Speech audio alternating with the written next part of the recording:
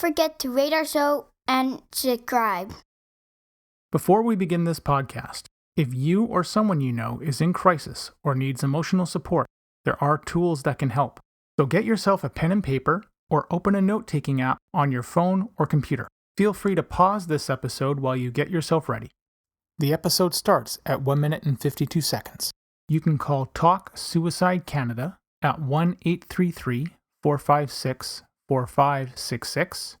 You can text 45645, which is coming in the fall of 2023. In Canada, you can also call 988, the Kids Help Phone at 1-800-668-6868.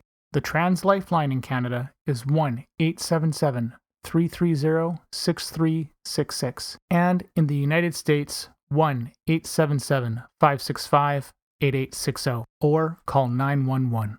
You are not alone, and you do not have to be alone.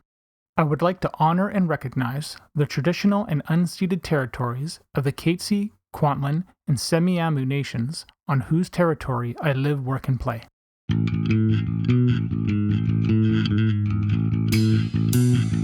Welcome to We Are the ADHD Family Podcast. This podcast is meant to chronicle our journey with ADHD, autism, and other discoveries along the way. I reach out to advocates, experts, individuals, and other families that want to raise their voices and empower those on their journey. My name is Mark Smeets, and I am passionate about removing barriers for others through creating connections and building on strengths and practical problem solving. I am married to Siobhan, a parent of 2 wonderful kids, and all of us have ADHD. I want you to feel like you have power and hope. And now, into the episode. Welcome to the next episode. Today, I want to tell a story about something that just recently happened with us. And recently, Owen tried out for track, and he did not make the team. This wasn't an all-year thing. The track time frame was actually very, very short, maybe about a month and a half. And there was a track meet at the end of May. Owen put his full heart and soul into it, as he does with everything. And he as I said, he didn't make the team, and he was bummed. He was disappointed, but bummed. And I remember when he brought home the slip of paper that said that he didn't make the team, when I picked him up from school that day, he didn't want to give me that slip of paper. He let me go into the backpack and do his binder and read it. And I could tell he was obviously crushed. So what I wanted to do for him was, well, let's find out where he was in these things, because we've always raised him in the perspective of looking to improve. This is where you are now. This is your chapter marker, so to speak, and let's get into, how can we prepare for the future? So I emailed the school. I had to find out who the track coach was, which actually I'd never met her before. Basically, all I initially said was, I know we just wanted to get feedback on what Owen can work on. He's bummed he didn't make the team. Let me know. Fairly straightforward email online, actually. So eventually, I heard back from the coach that coached him, and I'll read you the email that she said. Now, when I put that original email out to them, I was looking for specifics, right? What can Owen work on? Here's what the email says. Hi, Mark. I am one of the coaches for the sprints and relays. We had over 30 students come out for the sprint/relays, which was wonderful to see. Unfortunately, we can only take 8 girls and 8 boys to the mini track meet on May 31st. We have had the students sprinting 80 meters and timing them for the last week or so. The decision was made based on their sprint times. Owen has done such a great job, and I'm glad he's still coming out to practice. His speed will only get better. Luckily, the grade 3s have 4 more years of track and field. I hope this answers some of your questions. Thank you. Kind regards. I told my wife the response, and then she saw how annoyed I was because I didn't get an answer to anything. My question was, how can my son improve? What can he do to work on it? It felt like this roundabout answer. I don't know how many of their parents asked or wanted feedback like I did, but I was really disappointed. This was my response. Hello, thank you. 0 issues on the criteria. That's what I would be expecting. Roughly, where were Owen's times compared to everyone else's? Fairly straightforward. Reply. Hi, Mark. We only kept track of the boys that came in the top 12 for each sprint. He was not in the top 12. He is a hard worker.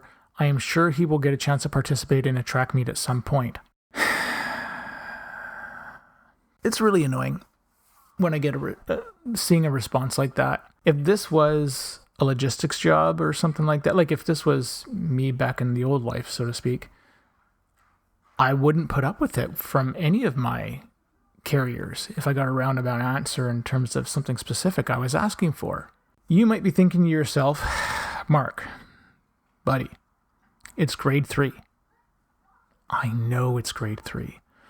I'm not expecting him to be gold medal track superstar. It's not about that at all. This is about building up his confidence and bringing us together for him to work on things.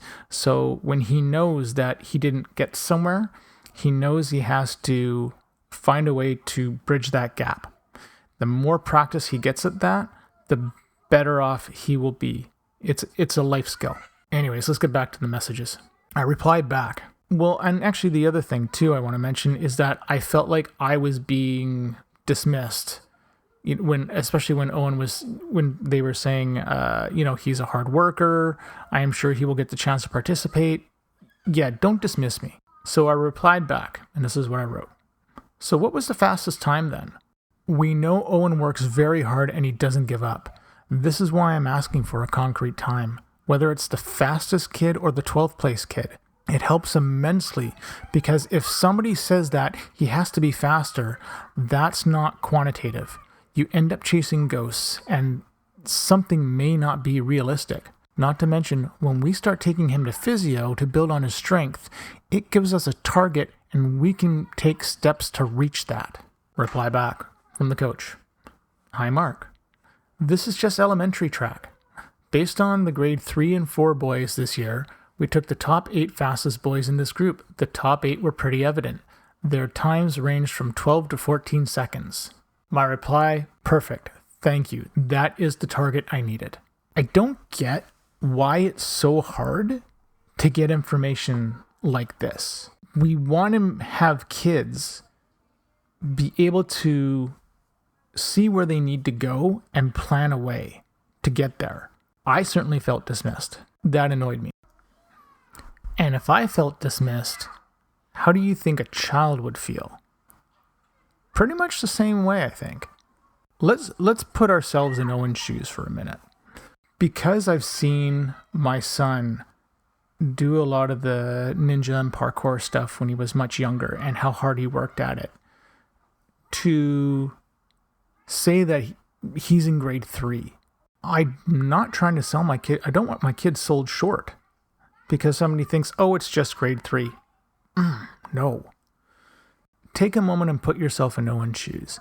And at the start of recording this, I told you how he was feeling. He was really bummed. And if we had not done anything, then where would his mood be? Where would his regulation be? Oh, son, I know you didn't make it. That's disappointing. We'll try again next year. And not deal with the feelings and such that come up. That wouldn't have gotten him anywhere. Somebody might say, well, that's just life. You have to get used to disappointment. No, you don't. No. What we need to get used to is, that's like when someone tells you, oh, they're so resilient. Again, we know how much we all hate the word resilient. It just means you can take crap well. That's all it actually means. So instead of leaving a child with that bummed feeling and saying, and hoping he'll just get over it, let's work through it. Let's set a target and let's work through it together and build on it. The one thing There is one component of this I have not said yet, and I'll say it now. Before I got the email response back from that coach, I took Owen to the field after school, and I said, son, I want you to run your hardest 80 meters. Show me exactly how you would do it. And I timed him. And I think his time was something like 20 seconds. And when I got the email afterwards, knowing that he was at 20 seconds and that kids were faster than that, well, I believe the time she quoted in the email was 12 to 14 seconds. So you're telling me he's just 6 to 8 seconds off? Now I can sit there and give him an achievable goal. Get to X amount of meters in X time and build it slowly. And then when it comes time for the next track meet, he will have worked on those things and those fundamentals and had a chance to build it up. I think our job as parents is to give our kids hope and to teach them a way that they can look into the future and say, I can achieve this if I break these steps down. It's not that it's a bad thing to have the overall goal in your head, right? I want to be a chef. Well, we're not a chef overnight. We have to break these steps down. We have to go to culinary school. We have to learn how to cook, learn how to chop. All these measurable steps, many of which we can do on our own outside of that environment. Look at a show like Master Chef, right? It's all the home cooks that sit there and compete. It's not professional chefs. But it bothers me that regardless of how old that he is, and this goes for any grade for that matter, it's not that we sell our kids short when they don't make the team. That's not it. But it's, you didn't make the team, here's what I want you to work on. Here's where you can improve.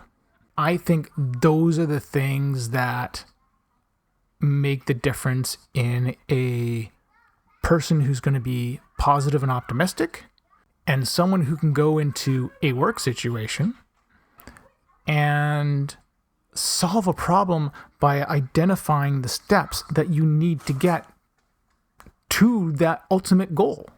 I'm curious to know what you feel in terms of the way that I reacted. Is there something that I've missed? Is there a point of view that I haven't considered? And maybe I just need to clarify one thing, is I'm not mad. Far from it. Was I disappointed and annoyed by the response? Absolutely. Am I going to let that get in the way of how to best advocate for my son? Nope, I'm not. That's not going to happen. I think what's really exhausting when you advocate is you have to constantly rethink how you're approaching a problem. And there is the way that you ask the first time, if you don't get the answer, rephrase yourself the second time. Much like what I did in the messages, I changed. My ask was very consistent, but the way that I asked, the way that I worded it, that was what ultimately got through, and especially once I got to sort of explain it. Part of me wonders if I could have gotten there faster if I had done a longer message and maybe explaining things first, but I don't know. That part of me wonders if I was getting a bit ahead of myself. The one thing that I need to make sure that I don't do, because a lot of people at the school know me, and I have fantastic relationships with them, which I want to preserve, I want to keep. I just want to make sure that in my headspace, I don't fall into something where there's an assumption of some kind, and I'm assuming that someone understands my intentions. I want information, but it's not about me getting the information. It really is about having the other person open up, give me that information. It's about them. It's making it accessible for them so I can get what I need to help my son, or anybody for that matter. I hope this helps. I hope this was interesting. I hope I presented a different point of view. I hope this gives you an idea when you're advocating for your own kids. It's the next day, and after having a sleep, I wanted to add a few things into this. Yesterday when I was recording the episode, I had the window open, and I apologize for some of the weird noises you may have heard. Those weird noises were children. There's a plugin I use. It's called a noise gate, and it allows sound to come in and out. So when you're not speaking, the sound cuts off. When you do speak, the gate opens. The kids were obviously louder than me, and I should have closed the window. So my apologies for that. One of the points I wanted to make was I didn't want to come across as saying, "You didn't let the autistic kid make the team." It's not about that. I'm never going to use that as an excuse. I think that's definitely the wrong thing to say. I don't want my son to make it onto the team because of that. I want him to get on the team because he earned it and he took steps because he has that capability to make it. I also wanted to take you back in time to when we didn't know anything. And I dropped a reference to a place called Ninja, basically, and parkour. There was a gym near our house. It was called Ninja Sports Club. Fantastic place. We went there and Owen fell in love with it. I think he must have been 5, give or take. Maybe 5.5. It's a place that had ninja obstacles and parkour obstacles. Let me explain the difference. Not many people know. When you look at a show like American Ninja Warrior and you look at a activity like parkour, they are different activities. In parkour, you're using everyday objects to propel yourself in different directions, vertically, horizontally, whatever. In ninja, and there's various different kinds of ninja, it's about not just moving side to side or up and down. It's about moving in any direction you can to get to the next obstacle. That's the difference between the two of them. As opposed to, say, gymnastics, where it's about trying to perfect a certain move on the balance beam or the rings. So there's the difference. When we started there, we loved it. We did not have a grasp on regulation at all, and we were very much learning these things. What I would do with him is, and I learned this the hard way because, when he couldn't make a move, when he couldn't achieve a certain part of the obstacle, he would get frustrated. He'd just absolutely melt down, get angry. He'd take it out at home. It was horrible car rides, my God. What I began to do was break things down into steps for him. And I said, you're trying to do everything at once and you're trying to be perfect. That isn't going to work. I said, the first thing I want you to do is reach point A. So that's exactly what he would do. Then he'd reach point B, then point C. And maybe point C is the entire course together. Keep in mind, we didn't know about his DCD at the time either. That was new to us. So we just saw him struggling and trying and getting frustrated. So I started a lot of the coaching stuff with him to have him bridge those gaps early, because that's how my brain thinks. And as Owen got better with it and realized, hey, I'm making this, and we'd celebrate those small victories. If he realized he made part 1 or 2, and then he would focus on part 3, that's a victory in itself, because just changing that mindset is a big deal.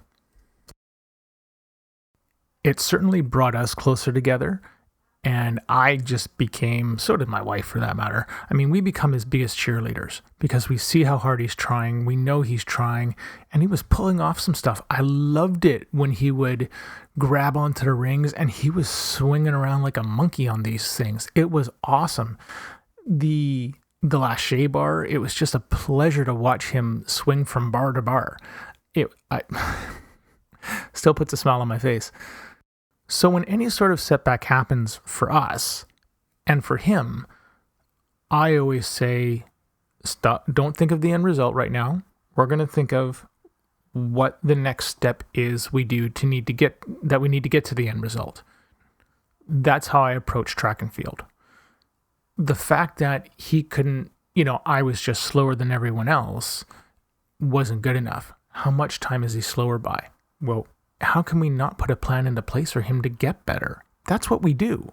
And I think that's one of the skills that a lot of kids with, whether it's ADHD or autism, and, when they're emotionally dysregulated, they're frustrated that they can't do something, and of course the frustration is a massive blow up. But if we're not working through the steps to achieve something, we're putting too much pressure on ourselves to get there right away. And I don't think that immediacy of that automatic reward of automatically doing it, that's been around for a long time. I don't think it has anything to do with the digital generation that we're in.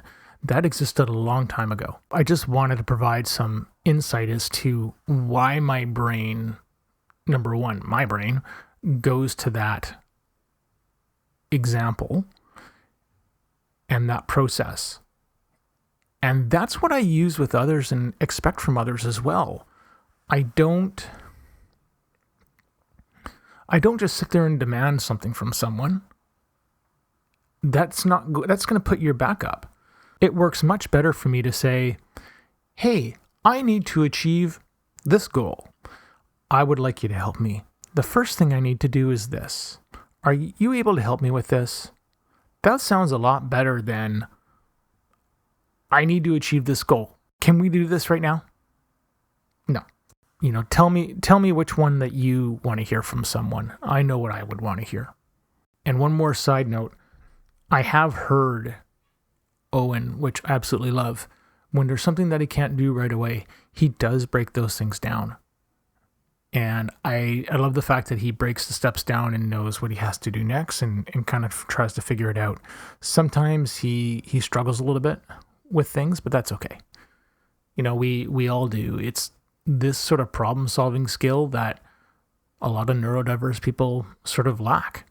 And for that matter, neurodiversity has really got nothing to do with it. A lot of people lack this sort of, breaking the steps down and taking it there. We just get so wrapped up looking at the end goal. And one final thing, there's no new episode next week. There are a bunch of things I need to do and take care of, so this is going to take a brief little pause. And I hope that the next 2 weeks treats you really, really well. Stay safe. Ask some questions too. Here he is. Hi. All the way from downstairs in the living room. Owen. Owen, Hello. how are you today? Good. Good? Good. Owen, I have questions for you. Okay. Were you excited to try out for the track and field team? Yes. What was your favorite event? Sprints and relays. Did you enjoy going to practice? Yes. When you didn't make the team, how did they tell you? We got cards. Cards? Mm-hmm. What kind of cards? So the cards were like, what were if you make it on the team or not. But did they give that to you in front of everybody else, or did they give it to you in your school book? No, they gave it In to your planner? us. Yeah, in our class. They gave it to our teachers, and at the end of the day, they gave it to us. Oh, okay. I felt sad when I saw mine. Yeah, I remember that you felt sad. You didn't want to read it, did you? Mm-hmm. You just wanted me to read, and you didn't want to tell me. You just wanted me to read the paper. Please don't hit that. Don't hit it. Owen, Okay. don't. Now that some time has passed, how do you feel about it now? Sort of good. Sort of good? I still have next year. That's right. When you and I went to the field and you ran the distance and you showed me what you did, do you know how much faster the other kids were than you? They're faster than me. I believe so. Like more because I got behind because of so much running. I believe so. I'm only good at relays. I think you're good at running. For relays. No, for sprints too. I think it's just practice. Do you know how far your time was from the people who got on the team? You don't know. Yeah, I do not know. Oh, okay. You were about 8 seconds off, which is not bad. Do you think if we worked at it would you want to work at getting faster? Yeah. Yeah? All right, I have a tough question for you now. When you were littler and you were at Ninja Sports Club, did you, and there was something that you couldn't do, you would get frustrated, right? Yeah. But when I came over, talked to you through the steps, did that make it easier to try again? Yes. Yeah? You liked it when I coached you like that, right? And more better when they say the steps how to do it. Get it. I get it. Anything you want to add? No. No? If you tried out again next year, would you want to work on this between now and next year? Yeah?